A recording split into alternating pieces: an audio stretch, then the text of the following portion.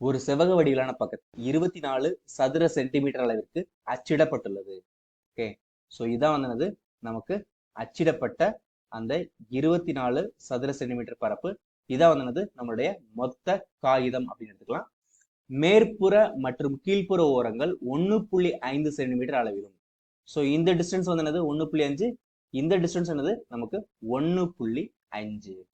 Okay, மற்ற ஓரங்கள் அதாவது என்னது இங்க லெஃப்ட் சைடு ரைட் சைடு வந்து 1 சென்டிமீட்டர். ஸோ இது வந்து என்னது 1, இது 1.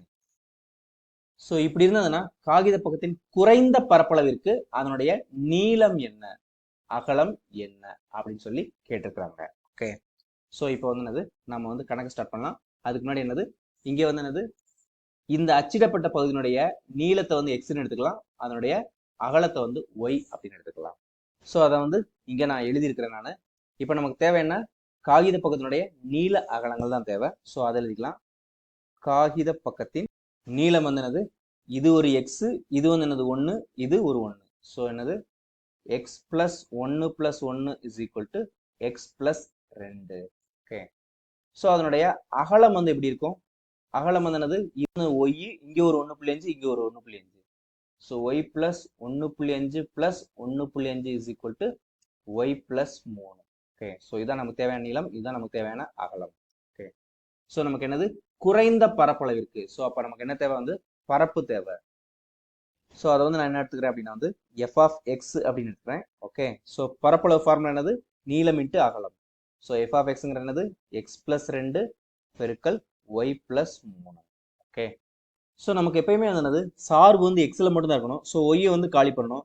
ஒய்யை காலி பண்ணுறதுக்கு என்ன இன்ஃபர்மேஷன் கொடுத்துருக்காங்க அப்படின்னா வந்து இங்கே அச்சிடப்பட்ட பக்கம் எவ்வளவு 24 சென்டிமீட்டர் ஸ்கொயர். அதாவது என்னது இந்த அச்சிடப்பட்ட பரப்பு, அதாவது xy is equal to 24 centimetre square. Okay, so அதை எழுதிக்கலாம் நம்ம. Given xy is equal to 24.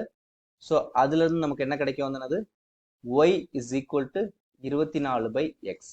Okay, so இப்போ வந்து என்னது நமக்கு எஃப் ஆஃப் எக்ஸ் வந்து எப்படி மாறிடும், இங்க f of x is equal to x plus 2 பெருக்கல் இங்க ஒய்க்கு பதில் என்னது 24 பை எக்ஸ் பிளஸ் 3 அப்படின்னு மாறிடும். ஓகே, ஸோ இப்போ வந்து என்ன பண்ண போறேன் அப்படின்னா வந்து இதை வந்து சிம்பிளிஃபை பண்ண போறேன். ஸோ அதுக்கு என்ன பண்ண போறேன் அப்படின்னா வந்து f of x is equal to எக்ஸை வச்சு இந்த ரெண்டையும் பெருக்கிறேன் நான்.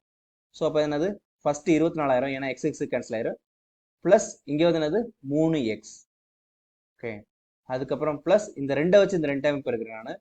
இங்க ரெண்டை வச்சு பெருக்கும் என்னது இங்க 24 ரெண்டா நமக்கு 48 பை எக்ஸ். ஓகே, அதுக்கப்புறம் பிளஸ் 6. ஸோ இங்க 24, இங்க 6. ஸோ நமக்கு என்னது f of x is equal to நமக்கு என்னது 3x plus 48 by x minus plus 30. Okay, so நமக்கு தேவை என்னது எஃப் டேஸ் ஆஃப் எக்ஸ் கண்டுபிடிக்கணும் ஃபர்ஸ்ட்.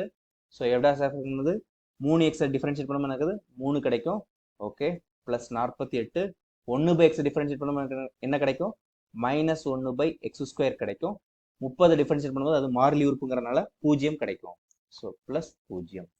ஸோ நம்ம என்ன பண்ண போறோம், இங்க f dash of x is equal to 0 அப்படின்னு சொல்லி நம்ம கண்டுபிடிக்கணும்.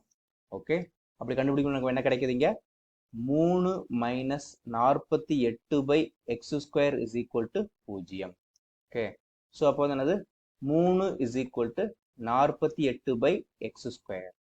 ஸோ இதுல இருந்து என்ன கிடைக்குது, இந்த எக்ஸ் ஸ்கொயர் இங்கே வந்துடலாம், 3 இங்கே கொண்டு வந்துடலாம். So x square is equal to 48 by 3. Okay, so நமக்கு என்னது x square is equal to 48 வந்து என்னது 3 வகுத்தோம் அப்படின்னா நமக்கு என்னது 16ன்னு கிடைக்கும். அப்போ எக்ஸுங்கிறது என்னது நமக்கு 4. ஓகே, ஸோ நமக்கு எக்ஸனுடைய வேல்யூ கிடைச்சிருக்குது. ஓகே, ஸோ இது வந்து என்னது குறைந்த பரப்பை கொடுக்குதா அப்படிங்கிறத செக் பண்ணலாம்.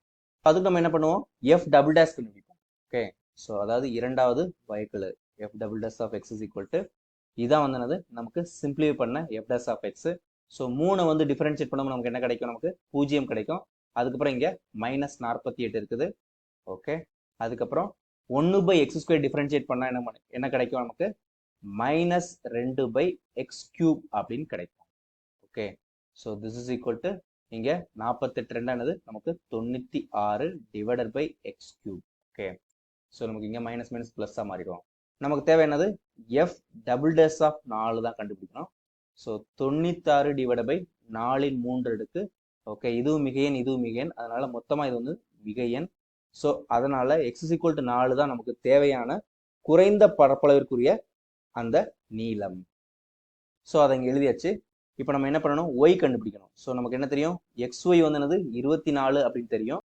ஸோ இதுல இருந்து y = 24/x = 24/x வந்து என்னது, நம்ம 4ன்னு கண்டுபிடிச்சிருக்கோம்.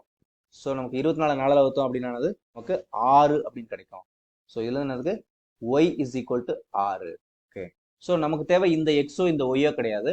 நமக்கு தேவை என்னது, இந்த எக்ஸ் இந்த ஒய், அதாவது என்னது, இந்த பெரிய பக்கம் இந்த பெரிய நீளம். ஓகே, ஸோ அதை இங்க எழுதிருக்கிறேன். அதை எப்படி கண்டுபிடிக்கிறது, இங்க எக்ஸ் பிளஸ் 1 + 1.